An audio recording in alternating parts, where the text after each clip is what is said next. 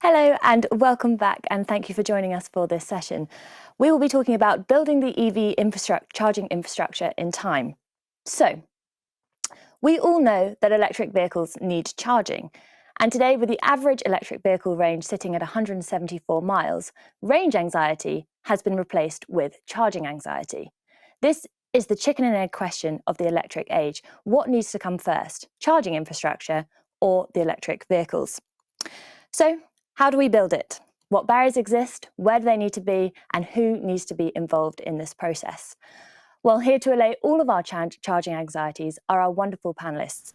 And joining me in this discussion, we have Swana Ramanathan, who is a partner at the McKinsey Centre of Future Mobility, where she leads the EV charging infrastructure service line. Elke Teme, SVP of Charging and Energy at Volkswagen, as well as CEO of the VW brand Elli, and she is chairwoman of the board of directors for Electrify America. David Wright, who has spent the last 30 years at the National Grid and is now the group's chief engineer. And last, but by no means least, Thomas Speedle, founder and CEO of ADS Tech Energy, providers of battery-buffered, ultra-fast EV charging technology. Please do join us in the conversation using the hashtag FTCar, and you could submit your questions via the chat box on the right-hand side of your screen. A word of warning, we do need a question mark at the end of those questions, and the more concise, the better. So let's get started. Now, according to the EU27 EV charging master plan, we should be installing around 14,000 charge stations a week. And currently, we're sitting at around 2,000. I want to turn to Swana. Why is that? What are the barriers, and why possibly do they exist? Hi, Imogen. Good morning, and lovely to meet you all here. Thanks for having me part of this panel this morning. You're right. Yes, as soon as the Fit for 55 package was announced, last year, we did a few scenarios of understanding where 2030 EV charging should look like, and it did say a few stark realities came out of picture. We analyzed quite a bit in terms of operational challenges, but also industrial collaborating challenges. But also just the availability of the chargers per se, the supply chain and the availability of chargers. So the challenges are quite varied. One of the things that if I had to pick up, one of the challenges I see is just the availability of data across countries, across Europe, in terms of availability of real estate, land, availability of grid capacity, transformer positions, and the speed with which we could upgrade grids in order to get the electricity required for fast charging networks. I would summarize, a few of those points as challenges. Thank you. And I suppose actually we should have started with a bit of myth busting in terms of give us a sort of paint the picture. Where does the charging infrastructure sit today, and where do we need to get it to in, say, 2030? Yeah. If I take a step back, right? So what we did basically is we worked with a few of the associations to understand how it would look like paint the picture. We did two scenarios very specifically because we can't predict the world perfectly, I guess. So we did two scenarios, and one of it was called demand driving oriented pathway. And the other one was utilization oriented pathway. The difference is basically the split between slow and fast public charging and the network utilization, right? So in one of them, we said, perhaps it's going to be more accepted utilization of just 5% in charging points. And there is a more dense, slow AC charging infrastructure network. So, there is no anxiety, but it's more dense and it's quite widely available. But we know, perhaps with a 5% utilization across the board, it's not economically viable. So hence, we built another scenario where we said it's less dense, but an average utilization of at least 15% across the network and DC fast charging. So two different scenarios, depends on how it's going to pan out. But the number of charge points was drastically different, right? So in the 5% charging utilization scenario, we came up with something like, 6.8 million charging points, and in a more utilization optimized network, we thought, about 3 million charging points in 2030. So it's quite a big range, but it also depends on, driving patterns, how people are going to adopt, etc. We are about 500, 400,000, I guess, today across Europe, from the publicly available sources, right? So we're way far from where we need to be in 2030. But we've got 8 years, luckily, ahead of us. So quite a bit that, all of us here in the panel and outside can actually do to get there. And a fabulous panel to solve all of those issues between now and then. But I think one of the things you've highlighted there is that we're not talking about one single solution and not a like-for-like replacement for petrol stations. Now, Elke, you're in the unique position in that you're both a full-service provider and an OEM. We have a very international audience listening in, and I think it would be helpful if you could give us an overview of some of the things that sit within the VW portfolio on the charging side. Yeah, happy to do so, and thank you to having me here. Really pleased to join that panel. Thanks, Imogen. I think it's exactly as you said, charging is not the same as fueling. So you have a lot of different use cases here. So you can charge at home, you can charge at your workplace, you can charge at the retail store, and you can charge also along highways or ultra fast charging, just comparable to the current fueling. But we believe that the latter one is something about 20%, maybe also in the upcoming years more than towards 30%, as we see it in big cities, that the possibility charging at home or at workplace is rather limited there. And we offer, because for us it's really at the heart, we believe you need to overcome this charging anxiety to really move e-mobility. So therefore we really put ourselves in the position of the customer to say, okay, we provide you with everything you need for home. We have a wall box, and even if you have a company car, how do you calculate it and do the invoicing with your employer. We have it for B2B, for fleets, for real estate. How do you do grid management? I think we will talk with David probably in a second on that. And we also have MSP, so that you can charge wherever you want. Swana just mentioned, so we have already more than 300,000 stations across Europe, really within our MSP, to ensure that every customer really can charge wherever he or she is. And of course, we offer CPO services. And last but not least, we also develop for HPC, for high power charging, a battery buffered solution that we just talked about at Swana, just opened together with BP, because this is one of the things we also want to ensure that with partners, we ensure that we have sufficient charging infrastructure into place and really overcome the hurdles that really charging can't be an excuse not switching to e-mobility. So we really want to do everything it needs, and not alone, definitely with partners. And I think it's always a joint effort here to really ensure that we make the mobility transition happen. So starting to hear a little bit about the need for collaboration, the size of this challenge from a numbers game, and the suite of solutions that exist to really drive that beautiful user experience. Now, David, I want to turn to you from the national grid. And, we have a very informed audience here, lots of professional people, but I really do suspect that a lot of people have Googled what is the national grid and how does it work? I suppose very simply speaking, it is transmitting the electricity from where it's produced through to the distributors. I'm sure that's an enormous oversimplification. So a simple question, potentially not a simple answer. Do we have enough capacity in the grid? Can it cope? And what are some of those bottlenecks that could exist? Well, thanks, Imogen, and it's great to be on the panel today. So yes, National Grid operate the wires, if you will, both here in the UK and in the US.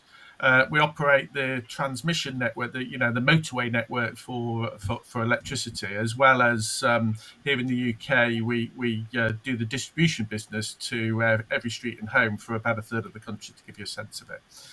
The short answer is yes, the grid will be able to cope. Here in the UK, we had our greenest year ever in 2020.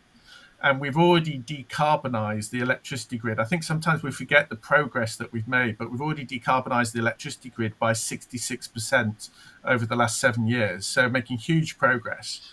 And just to give you one further data point, in January this year, there was a day when 91% of the electricity in the UK came from zero carbon sources. So a lot of progress is being made. But at the same time, we've got a long way to go, and we all know that, and the demand is going to go up with the electrification of transport, electrification of heat, etc. But we're currently installing in the UK 2.6 gigawatts of wind generation every year, and then with further solar and battery on top of that. So there's a huge rate of increase of green electrons coming into the network. So I'm really confident that the grid will be able to work. Now, as we've already heard from Swarmer, a lot of the charging we really want to be done by smart charging. You know, when people can charge overnight, leaving their car plugged in. And there's a lot of spare capacity also overnight at the moment. So getting the smart charging together with the progress we've already made, I'm really sure that everyone in the UK and increasingly right across Europe will be able to charge their car with green electrons. So I think we've had a little bit there that there certainly will be enough capacity, but turning to Thomas, because one of the big constraints that I'm sure we'll come on to in a little bit more detail is actually how do we implement those upgrades to the grid in various locations. Thomas, you have a rather unique solution. I want to make sure that I've got this right. Battery buffering ultrafast charger. Can you just start by telling us what does that mean? What is that? So thanks a lot for having me on that panel, for sure. So the thing is, if we see more and more EVs kicking into the system, then it's not only a question of energy, it's a question of power. And so we have to distinguish between energy, so electricity, and power. And what we see is it must be convenient to drive an EV. Let's take the assumption that we have 30 million EVs out there in Europe. That's about a demand of 90 to 100 terawatt hours a year. And so all the numbers we know say that 1/3 will be charged at home on a low power rate. So it takes hours, 5 to 6, 7, 8 hours, 7 to 11 kilowatt. We see that at work, at destination, hotels overnight, and about 1/3, so 25% to 1/3 will be needed very quickly along the route. And then it's a question of how fast can you charge? And people driving an EV, they know that from their own experience, like I do. So 90%, that's not an issue because I can charge at home, low power rate, as well as at the office. But when I'm traveling, and just in case, having a meeting somewhere, I hate waiting. So I don't want to make a detour. I don't want to, wait for hours. And there is a joke, how do you recognize people driving an EV? And the answer is they are getting fatter because they are always going and have some fast food while they wait to get recharged. And so what we invented, or let's say it that way, I believe we are the inventor of the battery-based superchargers. So the idea is very easy. You take the existing grid on a low power, you draw the electricity from the grid, maybe at 50K, and you store it in an internal battery in the charger. And as soon as the car shows up, you can boost the energy you can get from the grid by the internal electricity and then go up to 320 or whatever. So our slogan is the car should never be the limit, or the charger should never be the limit.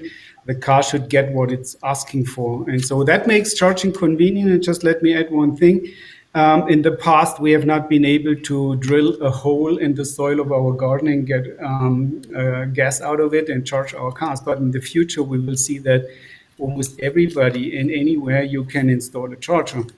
And to get over the hurdle, providing the power needed just in case, you can use these battery buffer chargers. And we are happy that now also other companies, and Ms. Temme already explained it, are jumping on that technology. So we see there is a demand, it's good and it's not a niche.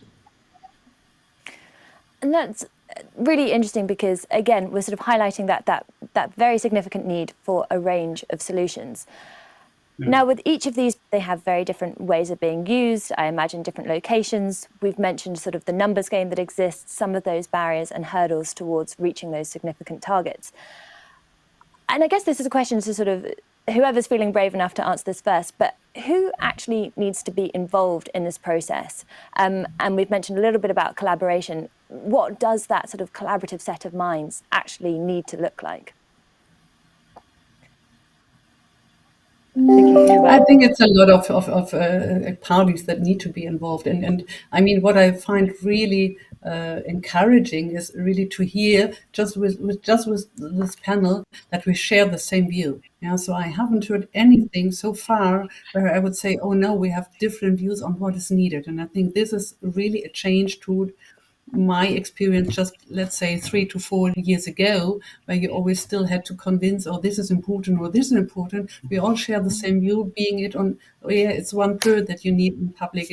We need to have smart charging. We need to build up on the grid. We need to accelerate the process of getting an upgrade to the grid. Yeah, and so these kind of things, I think we have a great common understanding, which is extremely helpful, I feel. And of course, and then now it's the OEM, yeah, because to say, okay, what are our specific needs? It's of course National Grid or the grid operators, because it's now moving together. Mobility and energy is now really merging together, and we need to ensure that charging is also fulfilling the requirements. And I think with smart charging, you can really turn a problem of now having inflexibilities or instabilities in the grid towards a joint solution, yeah, so that you can really make renewable energy more that you can increase the sustainability, because you use the charger, or you do the charger when the wind is blowing or the sun is shining, and with that really increase the CO2 footprint. What it still needs is clearly regulatory support. Yeah, and what Sona also said, it's on what is our scenario. Of course, it needs to be commercially viable for the CPOs. Yeah, so therefore we need to find a way to make it viable for them. And this is exactly why we now really started to go into partnerships and say, okay, we bring the car, so please can you also look for the business on the charging side in order to really overcome hopefully the chicken and egg issue. But it definitely needs further support from regulation, and it needs quicker, sorry to say, David, but it needs all over Europe, not a specific UK issue, but it needs quicker ramping up of an upgrade of the grid, in order to really get all these HPC charging station into place. And therefore, this is why we also jumped, just as Thomas, into the solution of a battery buffered high power charging, because we feel this could be also an additional solution to really overcome some of the hurdles regarding the grid empowerment. Imogen, if I could just add to, sorry, I was just going to add quickly to Elke's comments. You know, I think it's really right that we do this transition, and we do it once, we do it right, and we make it fair for all. And that's the key point I wanted to make, because it's clear that there's points on the grids in all of our countries across Europe where it's going to be really economic to be putting chargers in, and the infrastructure will be great and it'll be fantastic. But there's also places where that isn't going to necessarily happen. The volume of chargers that are expected aren't. And so I think this is why you also need that sort of strategic approach, backed with government, that we're doing here in the UK with Project Rapid, 950 million to make sure that there's super fast charges all over the strategic road network across the UK, to pick up those other places, if you will, where chargers aren't necessarily as economic, to make sure this is fair for all. So that was the only other point I wanted to make in addition to Elke's. That's a really, I think we've touched on a couple of very interesting things there.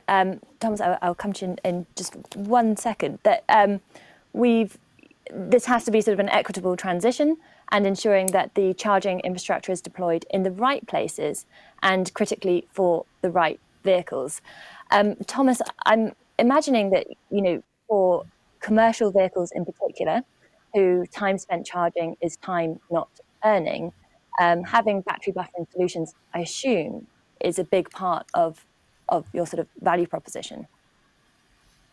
Yeah, thanks for that point. And I just want to say we will see complete new business models. So in the past, everybody had to head to a fueling station, so on the highway or on the gas station nearby. But in the future, almost everybody can invest in their own infrastructure. And we might have 8 or 10,000 gas stations, but we have 100,000 companies and office buildings and municipalities, condominiums, apartment houses. And there are, the 30 million cars we expect to be out there. They will look and search for what is most convenient. If you need a quick charge, it must be nearby. You don't want to make a detour. You don't want to wait. And the second is it must be cheap.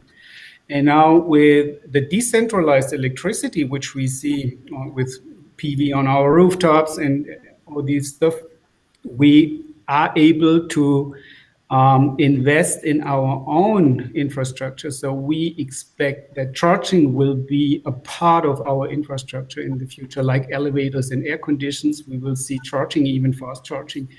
And to answer your question about the fleets, yes, if you have decentralized superchargers, then the battery in the car can be smaller and you can charge along the route. So we see that we have one customer, they are operating buses, and they now found out it does not make sense to go back and charge on a hub, a centralized hub, because you have to go through the traffic and it takes a lot of time and you lose money and time. So if you have superchargers along the route and you make brief stops, about 5 to 8 minutes, and you get a shot of electricity at 300K, then that's enough to go along the route without going back to a charge hub. And we have seen the announcement of New York City, Paris, and London that they want to be free from combustion engines. And now just imagine in Manhattan, if you want to go down lower Manhattan to a charge park, that will never work. So we have to have a distributed charging infrastructure, and it will be impossible to expand the grid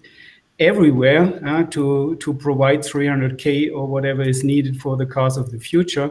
So that's the reason why we believe we will see everything, charging at home at a low power. We will see the grid expansion for sure. It is necessary, but we also will see that people just invest by themselves, and then they will do what is the cheapest and the best. And you might not have a grid expansion only for 5 or 10% usage utilization a year, because that's too expensive. So all this is coming together, including using your own electricity. And that's at the end an accelerator for charging infrastructure. And it might be, and that's just a statement, that in 10 years we have much more chargers out there than needed. So as I said, we only have to, the demand will be around 100 terawatt hours, so there's not more demand. If we have more chargers, then the utilization per charger might go down. And at the end, it's a question of convenience. Where can I charge nearby and cheap? And so green, I think by the way, and green. The very critical point, of course. And that's a very, very sort of interesting point, is that these aren't, as we've said, like-for-like replacements for petrol stations, but rather opportunities to rethink where does that downtime exist, and what are the opportunities presented by things like smart charging and vehicle to grid. So Swana, you've spent some time looking at data, looking into the crystal ball of what the electric vehicle landscape looks like. With that in mind, who is it that we actually need to design this infrastructure for? Is it for, those absolutely sort of super users, or is it the people that really are doing the highest amount of mileage? How do we even start to unpick where these charging stations should exist? Brilliant question. I think it all starts there. Where should you actually place a charging station, right? Because I think we do a lot of survey across consumers, and I think we should all start with the consumer at mind, right? And then work backwards from there in terms of where it's needed. I think still the verdict has not changed in terms of majority of the charging is going to still happen at home. And number one step I think we should do is enable that to happen, right? So if there is a street of 25 houses, everybody should be able to at least install a home charger. without any problems. And hopefully, there is enough support from the grids and everything there to enable that. So that's an AC wall charger which does overnight charging. Now, beyond that, it has been a lot of interest in terms of just having the charger when people go on long trips, and understanding, as Thomas was saying, somewhere close by for the commercial fleet drivers, etc. So there's a mix of locations, be it city centers, but more so along highways. Definitely along highways where people actually travel from a city to another city. And there are lots of commuters per se here, right? Personas of commuters over there. And over there, it's more the ask for fast chargers or ultra fast chargers, because people don't want to stay on the road for too long, because they could be doing something else. And again, the question comes on availability of two things: land and electricity. As simple as that, right? So availability of land across the city, but also along highways. But then, if there was clear information from the grids to understand where is the proximity to grids, the availability to high power charging, electricity, etc., then it becomes more obvious to say that yes, it's easier and faster for CPOs or businesses to actually put down fast chargers, and we are talking about 150 kilowatt plus chargers, right? At least 100 kilowatt chargers, which will get you to a full charge from zero in about 20-30 minutes, not more, not less. And associated convenience and retail availability in that location. So it comes down to that. Home charging is the most preferred one, and beyond that, making sure that people don't have that anxiety of not taking their cars beyond just school runs or things like that. So it's going beyond the cities as well. Which I suppose an enormous part of that is ensuring that once out on the roads, there's that seamless user experience, that it does translate really well, that there is no charging anxiety. Elke, I know that this is something that VW thinks very critically about in terms of what does that user experience need to look like to achieve that seamless driving experience. What does that look like, and what are some of the things standing in the way of making that a reality? Yeah, for us, it's in a way three things that we consider. First of all, we really reached out and wanted to ensure, and still do, that wherever you have a possibility that you can charge. So this is why we very much focus on all the CPOs to make it happen, that it works with our MSP card. So now we have more than 300,000 charging points connected to ensure that you can charge. But what we see right now, and this is now customer experience, the one thing is just there is something, but now it comes, so what is your charging experience? And of course, we want to have it convenient. So you want just to plug in and just needs to work. So this is why we very much focus on plug and charge. So we're now with the first cars that have plug and charge available, an open platform, so with a communication protocol 15.11.8, so-called, so that every CPO can really implement this, and therefore we ensure that every car driver just needs to plug in, and then everything is done. So it needs to be simple. And the third thing on charging experience and user experience is then what is the surrounding? So just as small, do I have them where I can eat? Or is it secure? Is there light? So can I go there at night? So these kind of and this is why we now every CPO that we connected within our MSP, we now start building up a premium partner network, so that we show our customers, yes, you can charge wherever you are, but if you want to have it convenient, then we show you in our navigation already, okay, if you drive here or there, it's safe, it works, you have light, you have a convenient around, in order to give him another opportunity of choice. So just as it's not to say you can't drive anywhere, but if you want to have it secure and you want to have all the other convenience around, it's plug and charge available. So then we show this. In addition, feel this is something that can make a difference for the customer. Thank you. And I have as you can expect, a ton of questions that have come in from the audience. So I'd like to turn to some of those if we can. The grid is not resilient everywhere. And I guess that's a question for you, David. What do we do in those scenarios? And could that potentially be a barrier to electric vehicle adoption in potentially underserved areas and communities? Yeah, I think making our grids even more resilient and than they are already today is incredibly important as we go through greater electrification and society's got an even greater dependence on electricity networks moving forward. But we've also got the challenge of climate adaptation, and so that really comes to taking a much more strategic approach, I think, to how we plan and build out our electricity grids and our infrastructure, and to create a lot more forecasting capability, if you will, to really start to think about what are those environmental conditions, what are those loading conditions that we're going to have on the network in tomorrow's world, and plan for that today. And a good example of this is if we're digging up a street or putting a new cable in, you kind of only want to do it once. And so when we're doing that, we want to put in the right size capacity cable for tomorrow's world, for 2035 rather than necessarily 2022 or what's required today. And we've recently actually just done a HGV. We're agnostic as to whether it's hydrogen or electric HGVs or whatever, but by planning ahead, we can for the same cost that we're currently planning to do for electric vehicles, you can forward plan in 78% of HGV charging by putting the right cable in at the right place at the right time. So I think it needs all electricity network operators to be thinking forward, to be forecasting, and doing it once and doing it right. And I suppose that is one of the interesting things, is that when grids were first put in place, they certainly didn't anticipate an electric vehicle future. But now we know that is the reality, and we can start to plan for it. I wonder, and I'm wondering who this is best to target this question at. Whoever wants to answer this one. How might things like vehicle to grid change constraints that we might see on the grid and enable sort of even better, smarter charging? So let me kick off.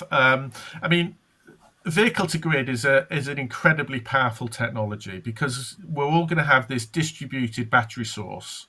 And if grids could tap into that through vehicle to grid, it then means that the stability of grids moving forward, with green electrons coming in when the wind's blowing or when the sun's shining, will be able to significantly improve the stability of grids and the availability of electrons. So it's a great technology and capability. There's also another concept, Imogen, which is about vehicle to home, which is about, even if you're not putting it into the grid, you could actually use your car battery to improve the resilience, going back to your previous question, of your home, because you've got some stored energy there that you could use if you ever are disconnected from the electricity network. So I think it's a huge potential. Not all car manufacturers, and we can go to Elke on this, but not all car manufacturers are installing or backing vehicle to grid. But I think this is just like most new innovations and technologies. It's at the early stage, but there's a lot of potential.